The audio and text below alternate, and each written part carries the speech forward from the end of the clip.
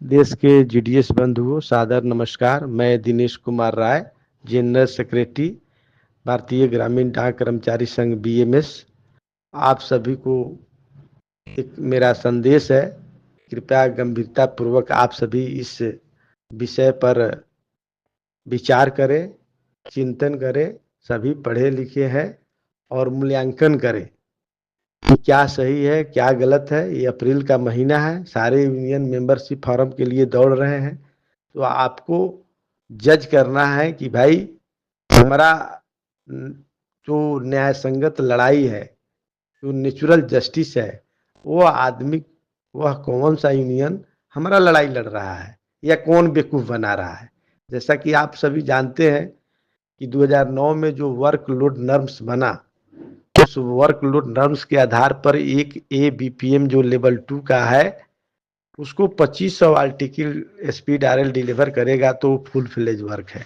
क्योंकि 21 speed RL deliver करने पर 1 पॉइंट मिलता है मंथली, तो इसलिए 2500 स्पीड आरएल डिलीवर करने पर आपको लेवल 2 का जो है कि आप इंटाइटिल है।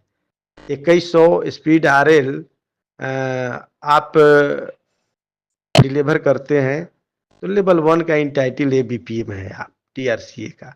उसी तरह बीपीएम को 1 लाख कैश ट्रांजेक्शन पर 5 पॉइंट है, 125 पॉइंट चाहिए, तो लगभग उनको भी 12-14 लाख रुपया 400 अकाउंट में ट्रांजेक्शन करना होगा। या लेवल 1 का जो ये बीपीएम है, उनको 10 लाख रुपया ट्रांजेक्शन करना होगा। ये काला कानून 2009 में बना, इसके खिलाफ ये यूनियन के लोग हम लड़ाई नहीं लड़े, केवल जो है धूल झोंकते रहे। हर माह के मार्च में, हर वर्ष के मार्च में एक दिन का स्ट्राइक करके लोगों का वेतन कटवाने का काम किया।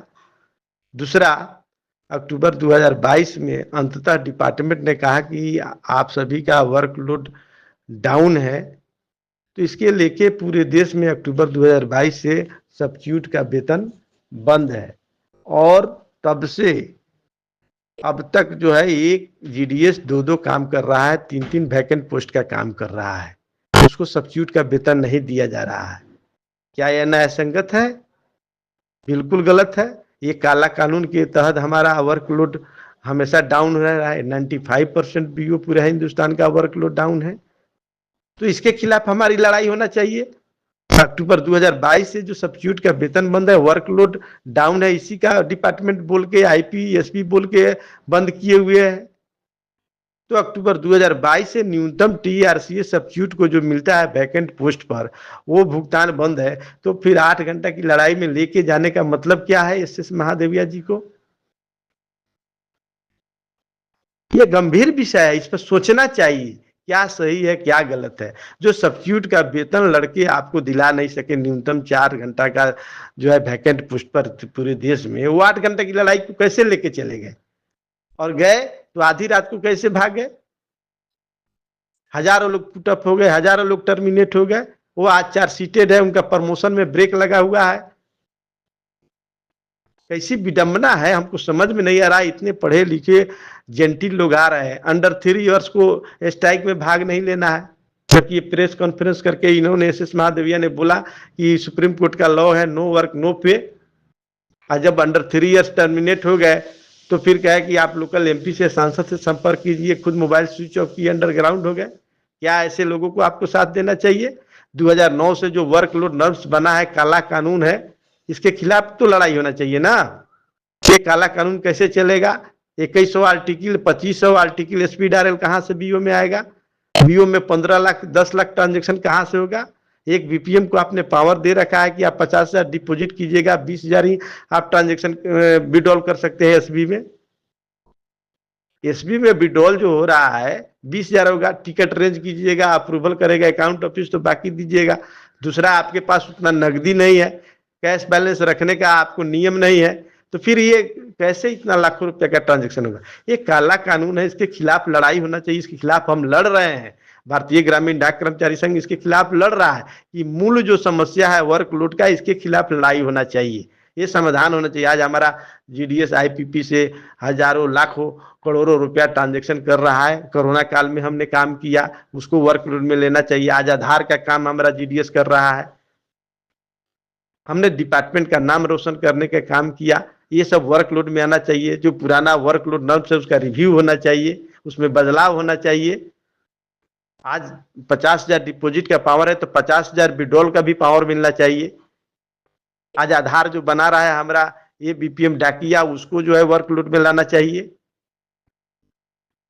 तो वर्कलोड डिपेंडेंट हमारा टीआरसी है और बहुत सारे वर्क, कोई इंसेंटिव वर्क में लिया जा रहा है आईपीपी को, तो इसके खिलाफ लड़ाई लड़ना चाहिए। आप अक्टूबर 2022 से सब्स्टिट्यूट का न्यूनतम वेतन वैकेंट पोस्ट पर मिलना चाहिए, वो आप चालू नहीं करा सके पूरे देश में डाक भवन में लड़के, तो फिर अक्टूबर 2023 में दिसंबर 23 में आप 8 घंटे की लड़ाई ले जाने का मतलब क्या है? आप बेवकूफ बना रहे हैं देश के जीडीएस को, उसके जिंदगी के साथ खिलवाड़ कर रहे हैं। आज उड़ीसा में जो है हजारों जीडीएस चार्ज सीटेड है, उनका प्रमोशन नहीं मिल रहा है, या तेलंगाना में या देश के कई सर्कल में वो जीडीएस रो रहे हैं जो पढ़े लिखे 98, 97, 95% नंबर लेके आए हैं। तो आप सभी को विचार करना है कि कौन सा यूनियन हमारे आंख में धूला झोंक रहा है, कौन सा न्याय की लड़ाई लड़ रहा है। अभी हमने मंत्री जी से, आदरणीय मंत्री हमारे जो श्रीमान ज्योतिराज सिंधिया जी से है, उनसे 22 जुलाई को हमने मिला, कहा कि सर जो इनवैलिड लोग हो जाते हैं शारीरिक रूप से, उनको डिपार्टमेंट बाहर कर देता है, उनको पेंशन भी नहीं है, उनको आश्रित को नौकरी दिया जाए कि उनका जीवन निर्वहन हो सके, परिवार का भरण पोषण निर्वहन हो सके। उसके बाद काम नहीं हुआ, फिर हमने नवंबर में मिला आदरणीय मंत्री जी को, फिर रिमाइंडर किया। मंत्री जी ने गंभीरता पूर्वक इस पर विचार किए और 62 वर्ष से पहले जो शारीरिक रूप से पैरालाइज्ड होंगे, ब्रेन हेमरेज होंगे, शारीरिक रूप से असक्षम होंगे, उनके बच्चों को अनुकंपा के आधार पर नौकरी मिलेगी, ऐसा हमने आदेश कराया माननीय मंत्री जी से आग्रह करके। कोई सकारात्मक काम सही दिशा में जीवन के बदलाव, जीवन के उत्कर्ष के लिए यूनियन चलना चाहिए, काम होना चाहिए। हमने डीजी महोदय के लिख के दिया 50,000 डिपॉजिट के अगर हमारे पास पावर है बीपीएम को, तो विड्रॉल का भी पावर दिया जाए 50,000। एक समानता होना चाहिए। लोग अपने आप में सोचते हैं ग्राहक की कौन सा बैंक है, आप जमा हमसे 50,000 लीजिएगा, आपको भुगतान अगर 50,000 हमको इमरजेंसी आएगा 1 सप्ताह बाद, तो उसके बाद हमारे परिवार को जो है आप जरूरत आएगी तो आप अप्रूवल लीजिएगा, अकाउंट ब्रांच से कैश आएगा तो देंगे। यह समानता है। आरडी जो हमारा बीपीएम 5 साल चला रहा है, उसको मैच्योरिटी भुगतान जो है कि अकाउंट ऑफिस से हो रहा है, वो तो कैश ट्रांजेक्शन एक बड़ा सा हमारा 5 वर्ष हमने काम किया, सेवा किया, वो निकल गया। ये सारी विसंगतियों पर हमने लिखा है, पत्र भी आपने सोशल मीडिया में देखा है। तो हम बड़ी गंभीरता के साथ आपके न्याय के लिए, आपके अधिकार के लिए, आपके जीवन के उत्कर्ष के लिए मैं लड़ रहा हूं। आप सभी से निवेदन है किसी ऐसे यूनियन के बहकावे में नहीं आए, विचार करें। जो जस्टिफाई न्यायिक लगता है कि यह यूनियन सही में लड़ रहा है जीडीएस के हितों के लिए, मुद्दे का, उन्हीं का आप सदस्य बनने का कृपा करें। और यह आपका खुद का जीवन के बदलाव आपके हाथ में है।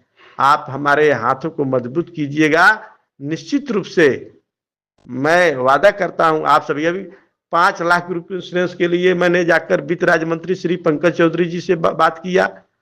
हमने समझाया सर को कि सर 50 रुपये कटता है तो 50,000 रुपया ग्रुप इंश्योरेंस, कोई साथी मरता है उनके परिवार को मिलता है, 500 हमारा कटौती होगा तो 5 लाख मिलेगा। केवल आपके आदेश होना चाहिए, इसमें डिपार्टमेंट का कोई लॉस नहीं है। हमारा पैसा हमारे साथी को मिलता है, या कोई नहीं मरता है तो एक अच्छे इंटरेस्ट के साथ उसको रिटायरमेंट में मिलेगा।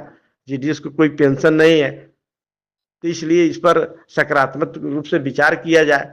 मंत्री जी ने आश्वासन दिया, उनके मंत्रालय से हमारे नाम से पत्र भी आया कि गंभीरता पूर्वक आपके इस विषय को एग्जामिन किया जा रहा है। तो हम निरंतर प्रयास कर रहे हैं आपके हित के लिए, तो इसलिए आपका सहयोग साथ की जरूरत है। आप लोग गंभीरता पूर्वक विचार कीजिए और हमारे भारतीय ग्रामीण डाक कर्मचारी संघ बीएमएस का सदस्यता धारण कीजिए। जय हिंद।